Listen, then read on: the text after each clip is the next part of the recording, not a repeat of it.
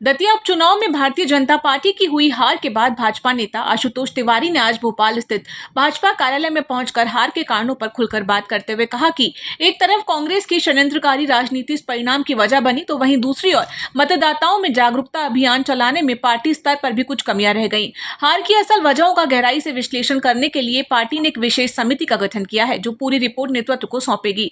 वहीं सबूत और रिकॉर्डिंग सौंपने से जुड़ी खबरों को आशुतोष तिवारी ने पूरी तरह मनगढ़ंत और निराधार बताया। उन्होंने मीडिया पर निशाना साधते हुए कहा कि जमीन पर ऐसी कोई हकीकत नहीं है, इसलिए तिल का ताड़ न बनाया जाए। चुनाव के दुष्परिणाम या चुनाव के परिणाम में से क्यों आए, मैंने तो शुरू में ही बोला, कांग्रेस षड्यंत्र की राजनीति करती है। कांग्रेस ने उस पूरे चुनाव में लगातार षड्यंत्र किए, जाने अनजाने में उनके षड्यंत्र का कहीं ना कहीं जो और एक मतदाता जागरण का अभियान हम लोगों को चलाना था, उसमें कोई रिक्तता रही होगी, पर उनका षड्यंत्र कांग्रेस का सफल हो गया।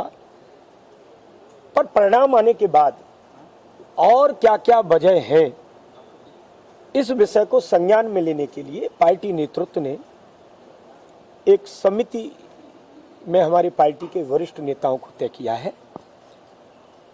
चुनाव के बाद परिणाम ऐसे क्यों आए हैं, वो समिति अपने आप ही उन विषयों पर अपना संज्ञान लेगी और विषयों का संज्ञान लेकर के पार्टी नेतृत्व को वो अपनी बात सौंपेगी।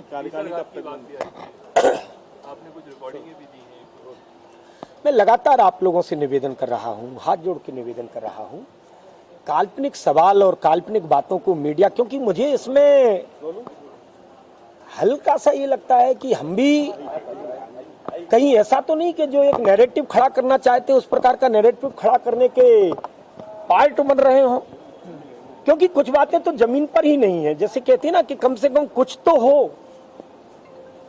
लोग कहते हैं कि आग है, धुआं है, तो कहीं आग होगी। अपने यहाँ की कहावत में तिल होता है तो ताड़ है, राई होती है तो पहाड़ है। राई नहीं है, तिल नहीं है, आग नहीं है, और लोग धुआं उठा रहे हैं। इस प्रकार की कोई बात नहीं है। मुझे लगता है मीडिया को काफी हद तक तटस्थ जो बातें हैं उनको सार्वजनिक सबके बीच में लाना चाहिए। इस प्रकार की कोई बात नहीं है। EMS TV के लिए स्वाति ओगले की रिपोर्ट।